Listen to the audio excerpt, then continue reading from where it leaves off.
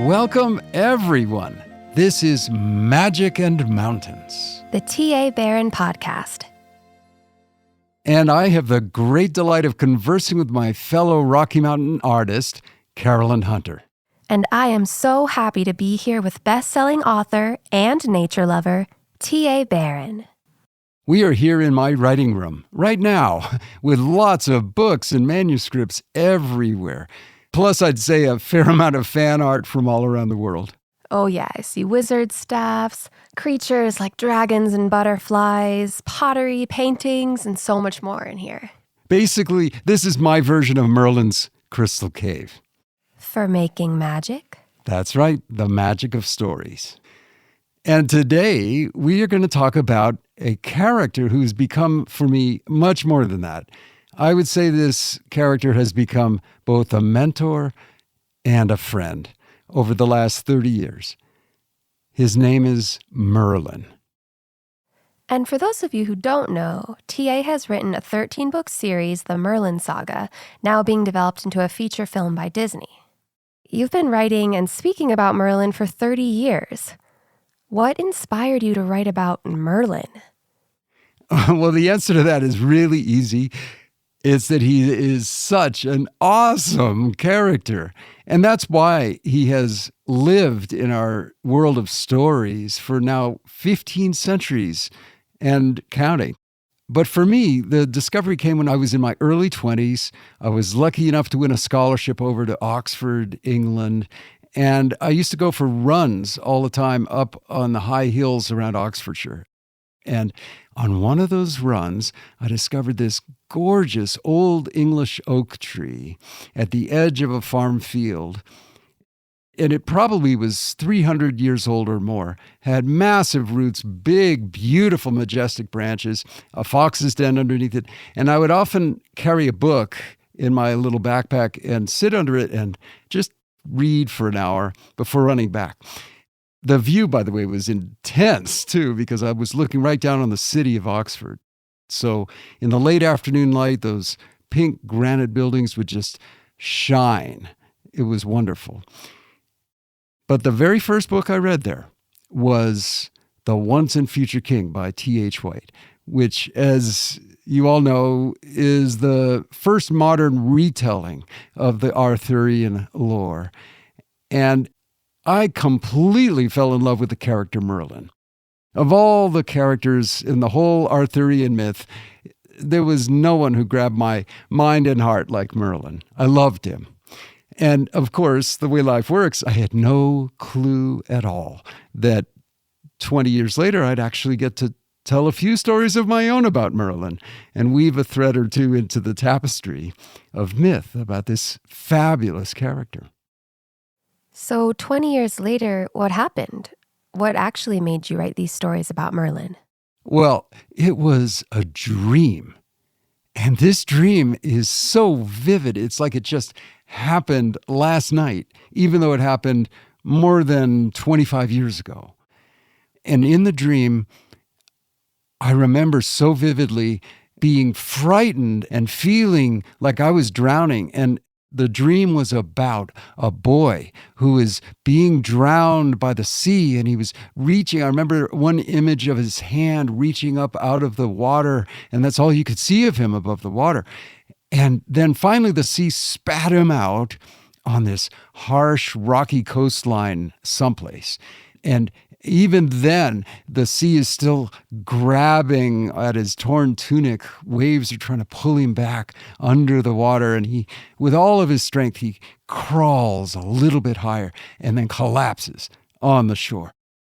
Seagulls are screeching all around. I can still hear those seagulls today.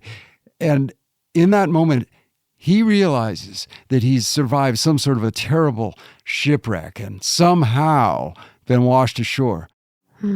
But then, as he opens his eyes, he realizes something else has happened, something even worse. And that is, he has lost all of his memory, all of it. Everything about himself, his whole identity is gone. He has no idea who his parents were, where he grew up. And get this, he doesn't even know his own name. Wow. Yeah, and that's when I woke up. And I was covered with perspiration. I was shaking. I was lonely and scared and honestly confused for a moment. I could still hear those seagulls screeching in my memory. And then I realized that boy is Merlin. That boy is going to survive that day, which is amazing. But even more amazing, he is going to become that beloved character, Merlin. Wow, it sounds like you just dreamt your first chapter of your first book. Did you get up and say, I got to write this down right then? I did. It was somewhere around 3 a.m. And unfortunately, though, the writing part is a little harder than the dreaming part. Oh, yeah. But I did jot down the opening lines that actually became the opening lines of book 1 of the Merlin Saga. Shall I read it to you? Definitely. Literally, the first 2 sentences. They're spoken by the elder Merlin reflecting on that day. And here's how it begins. Oh, if I close my eyes and breathe to the rolling rhythm of the sea, I can still remember that long ago day. Harsh, cold, and lifeless it was, as empty of promise as my lungs were empty of air.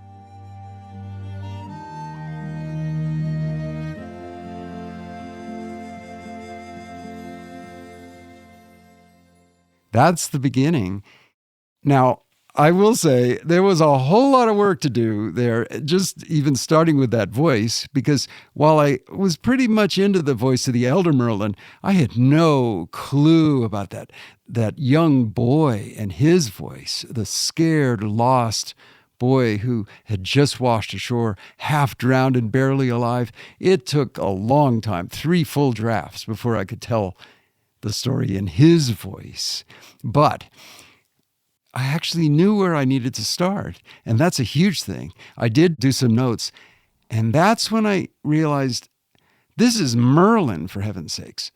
This is not just the first wizard. This is not just that fellow whose stories have been sung and danced to and told for centuries. This is Merlin. So I really needed to do this right.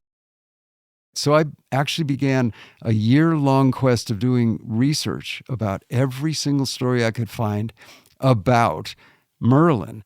Right, because we all know so many stories about the old wise wizard. Absolutely. And I very quickly learned that there was this beautiful, luminous tapestry of myth that's been woven over 15 centuries, every single thread of which is magical, has different colors and ideas woven into it. And all of that having been said, there was a huge hole in the tapestry, a giant gaping hole about his youth. Yes. So here I am reading about Merlin described by Geoffrey of Monmouth or Mallory or the ancient Celtic folktales or ballads that are inscribed by monks in the Welsh Mabinogion, plus threads that were woven by bards as diverse as Shakespeare and Tolstoy and Mary Stuart and T.H. White. But there was this hole.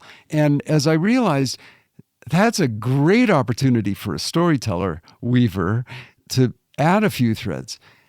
Yes. But at the same time, Carolyn, it was a huge challenge, and I felt the weight of that challenge because this was the most important, compelling, and maybe exciting time of Merlin's life. It's when he became a wizard, after all. It's when he discovered his powers, his identity, his magic.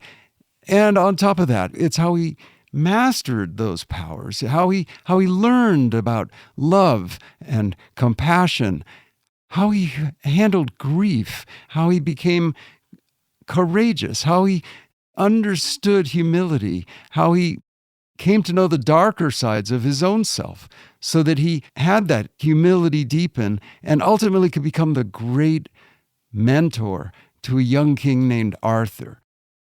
All of that, plus falling in love and having great adventures and surprises that could not be possibly predicted, all of that would be in his youth. I mean, just hearing it from you, it sounds like such a huge challenge and responsibility to weave the story before all these beloved stories that everybody knows. Yes, and it was also just great fun. Also, it's very humbling. I feel so lucky that Merlin chose me to tell this story. But the truth is, you're right. It had to be done well or not done at all. Right. And it was clear right from the beginning that this isn't just telling a few great adventure stories about a character who has a well-known name. The real challenge was to illuminate the character qualities of Merlin. I mean, I had to really come to understand what were his deepest fears, what were his greatest struggles that he had, what were his highest hopes, even his secret dreams, the ones that he wouldn't even tell to himself, let alone to anyone else. Wow. So all of that, what were his passions? What were his greatest heartaches? And how did he discover that nature was the true source of all magic? All of that lay in front of me. And yet, I have to add, all of that was the easy part. Because right now, all I have is the concept. And a really wickedly unforgettable dream, okay? Yes. That's great, but it is only the beginning. So what I needed to do was really dive into all of that ancient literature and come to know those folk tales and ballads and stories. And at the same time, always remember that this had to be told in the authentic voice of that boy. And really, really make that transition. And it finally happened. But it was a journey. And I feel deeply, deeply grateful that Merlin said, hey, you Colorado kid, this is your chance to tell this part of my story. Yeah. It's never been told before. These are the years that were lost from the world of myth and story and time.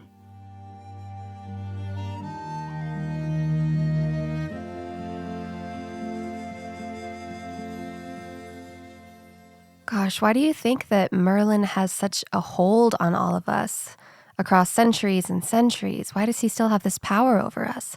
That is a great question. And I've asked myself the same question many times in the years since that dream.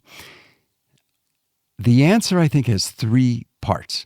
One is Merlin stands for the idea that all of us, every person of every background, description of all kinds, has something magical down inside themselves. And that is true for the elder wizard Merlin, and it's also true for that boy. Maybe you could say especially true for that boy who washes ashore, because he has nothing, it seems, on that moment that he washes ashore. But in fact, he does. He has that little spark of magic that will grow, as we know, into this great luminous bonfire that will light the world of story across centuries. Second of all, Merlin stands for the idea that there is a universality among all people. Whatever descriptions, backgrounds, languages, religions, cultures, all people share a common universality. And Merlin represents that. In all of the stories of Arthur, there was only one character who crossed all the boundaries between people of different ranks or societies or languages or religions, and that was Merlin. Yeah. So many stories have him talking to the beggar on the street, meeting with King Arthur's court of noblemen, or delivering a message to the Archbishop of Canterbury, and then going out on a hillside and conversing with an ancient wolf who comes to sit beside him. Those ways that Merlin bridges all the boundaries are really important in lore, and I would say they're especially important here now in the 21st century. Exactly. And the third part of the answer is the sacredness of nature. Merlin comes to realize early on that nature is the source of all of his magic, and that if he is humble and centered, he can call upon that magic and turn it to good use. But it's never his magic. It's not just about waving a wand or saying the right incantation. He has to draw magic from nature in a humble and compassionate way. And then he, as a wizard, gets to use that. So there's a deep humility in that, and there's also a great inspiration in that.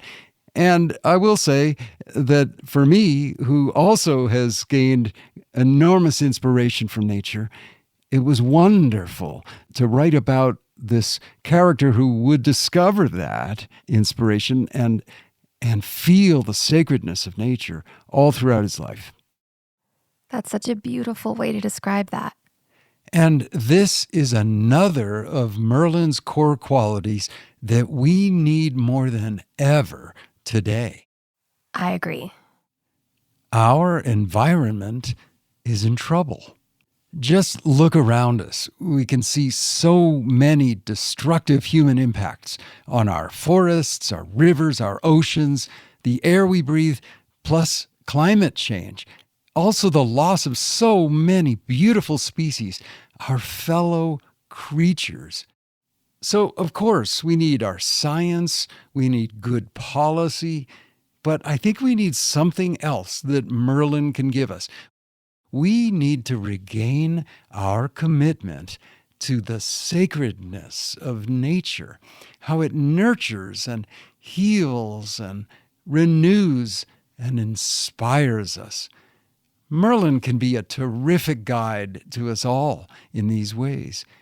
We need his deep connection to nature, his respect for nature, more than ever.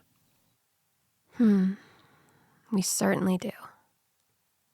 And I would just add to that of all the ways that Merlin has stayed in my life and made a difference to me, there are none more important than that image of the boy washing ashore.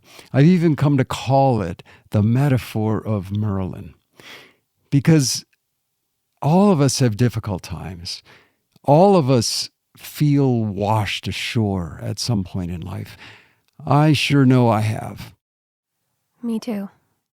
And yet all of us, just like that boy, have something special down inside. Even in those moments, something special that could help us get up, keep walking, and ultimately become a positive force in the world. That metaphor of Merlin inspires me all the time, and I really hope that maybe it also helps other people. Yeah, I can feel how passionate you are about this idea. And it seems to be a theme in a lot of your writing, this idea of the magic within somebody or some creature. And in your newest book, Giant, you see that in Shim. Can you tell us about this character? For lots of people, Shim is the most favorite character in the whole Merlin saga, possibly with the exception of Merlin himself and maybe Rhea. He is this tiny little guy who is barely knee-high on Merlin, who, despite all the evidence, is convinced completely that he's really a giant. Now, I have, as a dad, often thought how these little people who are in our midst as our children really, truly are huge in personalities. They are big people who just happen to be in a small package for a while. And so I understand why people love Shim, but it's also special that he discovers ultimately that being a giant is about a lot more than just the size of your bones. And this whole affinity with Shim was really deepened, actually, over the last several years of working on the Merlin movie with the Disney people, because they really wanted to know, what is the origin of this character? How does somebody so small become completely convinced that they are actually a giant? Why? How did that happen? Cool. And so in thinking about that, I realized that's a wonderful story, and I'd love to tell it.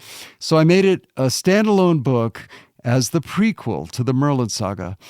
And it's also a gateway to all the other Merlin books. I still hear Shim's voice loud and clear. Let me, in fact, share with you the opening page to Giant. Perfect. Shim is my name, and a grandly name it is, deserving all the praise it never got. Certainly, definitely, absolutely. But my original name was muchly bigger, just as my original self was muchly bigger. A long way from the smallsy, utterly shrunkled self who first met Merlin. How did that really happen? Well, that is the story I'd like to tell you now. It is the tale of a verily small person with some verily big dreams. Sweet Shim, he is so beloved. Certainly, definitely, absolutely. Wow, what a delight it's been to be here in your writing room talking about so many wonderful things, especially your journey with Merlin. And it has been a journey which we're going to continue next week.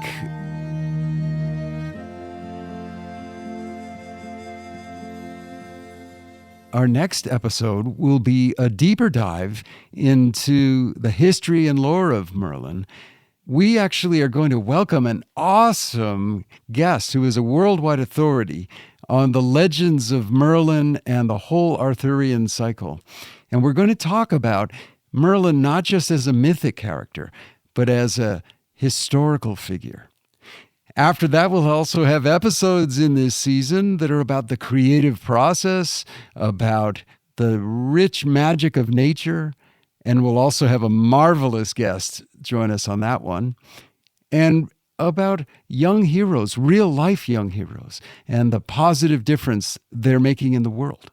And I hope that we'll get to hear a little bit about what it's like to have one of your books being developed into a feature film by Disney. Let's do that. To everyone out there, let me just say thank you so much for joining us for Magic and Mountains. We'll see you next week. And in the meantime, may you have magical days. We hope you enjoyed this week's episode of Magic and Mountains, the T.A. Barron podcast. Don't forget to subscribe, leave a 5-star review, and share this podcast with your family and friends. For more information and to find all of T.A.'s books, visit tabarron.com. Have a magical week.